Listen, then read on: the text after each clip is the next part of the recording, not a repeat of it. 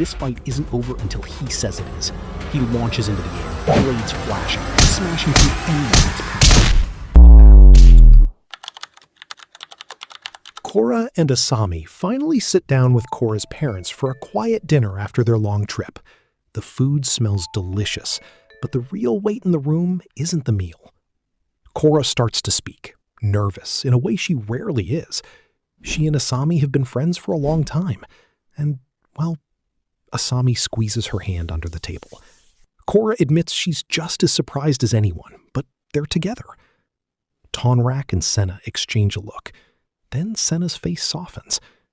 Asami said their daughter is incredible, and she's thankful she feels the same way about her. Senna pulls them both into a warm hug. Korra thanks her mom, relieved, but Tonraq's expression turns cautious. They are the first ones the girls have told. Once they get back to Republic City, everyone will know. He warns Korra to be careful and keep her personal life private. Korra bristles. Not everyone will be so accepting. That's their problem. She doesn't care what they think. She'll tell whoever she wants. Asami tries to calm things, but the tension is already there. Korra and Asami decide maybe they should just go. Outside, riding away on the snowmobile under the northern lights, Korra apologizes for her parents. Sometimes they can be so insensitive. Asami understands where they're coming from. She's not ashamed of them. There's just a selfish part of her that wanted to keep Korra all to herself a little longer. Korra softens. Asami can always count on her. No matter what anyone says about them, she's got her back. They share a quiet moment, hands linked, as the spirit lights swirl above them. Same here. Their vacation ends the moment they return to Republic City. A brand new spirit portal has opened right in the middle of the city, a massive golden beam of light rising from the earth. Airbenders are already gathered around it, meditating in the grass. Jinora and the others refuse to leave when a furious businessman named Wonyong Keum starts shouting. He claims the land is his property and demands they vacate in 10 seconds or he'll call the police. The Airbenders stand firm.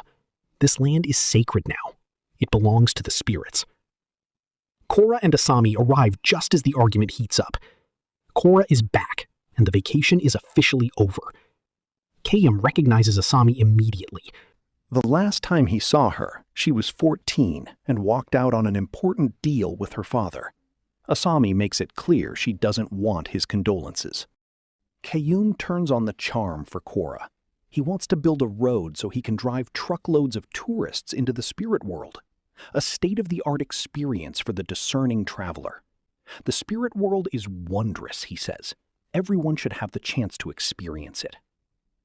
Asami isn't buying it. He's trying to turn the whole area into an amusement park. Korra steps forward. The spirit world is a beautiful place, and that's exactly why people like him shouldn't be allowed anywhere near it. Keum just smirks and holds up the deeds. Keum Enterprises owns this land. He can do whatever he wants with it. Korra's eyes flash white, going straight into the avatar state. She airbends hard, slamming Keum backward with a powerful wind. Leave! Now! He and his men scramble into their vehicle and peel out in a cloud of dust, yelling that they'll be back. The moment they leave, a massive red and gold spirit dragon materializes above the portal. It stares down at Korra, furious. A piece of paper does not give humans the right to ravage and plunder the spirit world. It urges her to close the portal. It was never meant to be here. Humans like that man will only exploit it. Korra stands her ground. Not long ago, she came to the same spirit for help, but it claimed spirits shouldn't get involved in human conflicts. Why the sudden change? Because now there's a portal in the middle of a metropolis, the spirit answers. It has no choice but to protect its kind. Korra understands the fear. She almost died when this portal was created. But shutting it isn't the answer. She truly believes the new spiritual energy will have a harmonious effect on the people of Republic City. The dragon is not fully convinced, but it backs down. It cannot force her. It will, however, hold her responsible for keeping the portal safe. Korra accepts the weight of that promise. she won't have to protect it alone. Jinora and the other airbenders step up beside her. They're all here to help. The golden light of the portal continues to shine over Republic City as Korra, Asami, and the new generation of airbenders stand ready for whatever comes next. Meanwhile, across Republic City, in the Creeping Crystal Triad's turf, the streets explode into chaos. The triple threats crash the party hard. Firebending, earthbending, and steel weapons clash under the yellow streetlights as both gangs tear into each other. One of the Creeping Crystals shouts for their new leader to show his face, but Tokuga is already in the thick of it. Dual blades spinning, he cuts through the air with deadly precision. Rocks fly, bodies hit the ground. The triple threats are outnumbered, yet Tokuga refuses to back down. A Creeping Crystal begs the boss to skedaddle. Tokuga's answer is cold. That strategy might have worked for their old leader, but not for him. This fight isn't over until he says it is. He launches into the air, blades flashing, smashing through anyone in his path. The battle turns brutal. Tokuga's weapons crack against metal and bone. A chi blocker tries to stop him and gets slammed into the dirt. One of the Creeping Crystals manages to land a solid hit, but Tokuga barely flinches. Looks like the Creeping Crystals are the ones who should give up, Jargala yells. Make us. Tokuga just grins. My pleasure, Jargala. Sirens suddenly scream through the night. Police airships and vehicles flood the street. Time to go, triple threats! Tokuga orders a retreat, but not before promising this isn't over. The Creeping Crystals scatter as well. One unlucky gang member gets tackled mid-escape. Mako and Bolin, now working the Triad Task Force, roll up on the scene. Bolin, arm still in a sling, shouts the classic line he's always wanted to say. Freeze! Police! Mako is right behind him, ready to take down whoever's left. They bag a few of the knuckleheads for questioning. At the temporary police headquarters, the interrogation begins. A captured triple threat named Ping sits across from Chief Baifong and Mako. He's not giving up a peep, until Mako reveals he already knows the name. Tokuga. The moment the name drops, Ping cracks.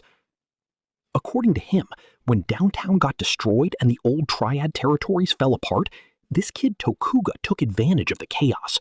He bumped off their previous leader, Viper, then started recruiting from the Red Monsoons, Agni Kai, and Terra Triad. Anyone who didn't fall in line didn't live long. Now he's coming for the Creeping Crystal's turf next. Chief Baifong's expression hardens. Tokuga just shot to the top of their most wanted list. Meanwhile, across the city at the temporary evacuee camp, rows of tents stretch under the shadow of the spirit vines. Zhu Li is running the place with military precision, organizing volunteers, supplies, and healers. Korra and Asami finally arrive. The moment people spot them, the camp lights up. Korra's back! We missed you! Tenzin pulls them both into a warm welcome.